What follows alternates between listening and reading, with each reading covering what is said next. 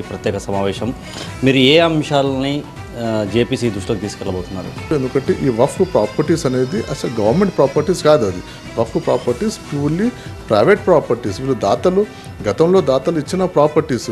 అంటే దానికి ఒక ప్రొసీజర్ ఉంటుంది. ఉట్టిగా వీళ్ళు ఏదో ఒక అలిగేషన్స్ పెట్టి వఫ్ అనే పేరు డాక్యుమెంట్స్లో ఎంట్రీ చేసుకొని మీరు గజెట్లో ఎంట్రీ చేసుకొని మీరు వఫ్ ప్రాపర్టీ పేరు మీద లాక్కునే ప్రయత్నం చేస్తున్నారు. అట్లా లేదండి. దానికి ఒక ప్రొసీజర్ ఉంది. ప్రొసీజర్ ప్రకారమే వఫ్ గతంలో దాతలు దానికి డొనేట్ చేశారు. ఆ ప్రాపర్టీ వఫ్ ప్రాపర్టీ. దానికే మాకు వఫ్ ప్రాపర్టీ అది ప్రైవేట్ ప్రాపర్టీ కాదండి, గవర్నమెంట్ ప్రాపర్టీ కాదు, అది వఫ్ బోర్డ్ ప్రాపర్టీ కాదు, ప్రభుత్వ భూమి కాదు. అది వఫ్ బోర్డ్ అనేది ఒక కస్టోడియన్. వఫ్ బోర్డు కానీ రాష్ట్ర ప్రభుత్వాలు, కేంద్ర ప్రభుత్వాలు వఫ్ భూములకు కస్టోడియన్స్. మేము మాత్రం కస్టోడియన్స్ తప్ప వేరేది మాకు అధికారాలు ఏమి ఉండవు. దానికి వీళ్ళు ఏదో చట్ట సవరణ అంటే వీళ్ళ పెద్ద ఫ్యామిలీస్లకు, రియల్ ఎస్టేట్స్కు, ఇండస్ట్రియలిస్ట్కు వాళ్ళు కట్టబెట్టడానికి భూములు, వక్ఫ్ భూములు, మైనార్టీ భూములు పెట్టడానికి వీళ్ళు ఒక ప్రయత్నం చేస్తారు తప్ప వేరేది ఏం లేదండి. ఆంధ్రాతో పాటు ఛత్తీస్గఢ్ నేతలు కూడా ఇక్కడ పార్టిసిపేట్ చేస్తున్నారు. వాళ్ళతో మీరు మాట్లాడినప్పుడు వాళ్ళు ఏం చెప్పబోతున్నారు సార్?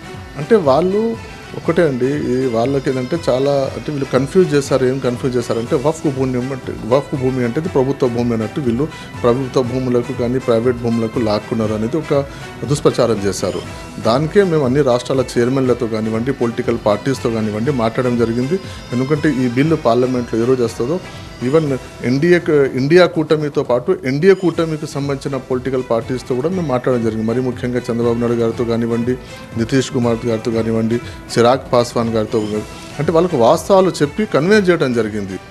మా విన్నపం మేరకే జేపీసీ తెలంగాణలో ప్రత్యేక సమావేశం ఏర్పాటు చేస్తుంది. మా దగ్గర ఉన్న పూర్తి సమాచారం కూడా జేపీసీకి సమర్పించబోతున్నాము. దేశవ్యాప్తంగా అన్ని రాజకీయ పార్టీలతో పాటు నేతలను కూడా కలిసి అసలు ఈ బిల్లు వల్ల వచ్చే నష్టాలు ఏంటి, ఈ బిల్లు వల్ల అసలు సమస్య ఏంటి అనేది కూడా మేము రాజకీయ నాయకులకి చెప్పే ప్రయత్నం కూడా చేశాము. కానీ మరి కాసేపట్లో పూర్తి సమాచారం కూడా వాళ్ళకి ఇవ్వబోతున్నాం. రాబోయే రోజుల్లో ఏ విధంగా జేపీసీ నిర్ణయం తీసుకుంటూ వేచి చూడాలి. కెమెరా సాయితో నూర్ మొహమ్మద్, టీవీ 9 హైదరాబాద్.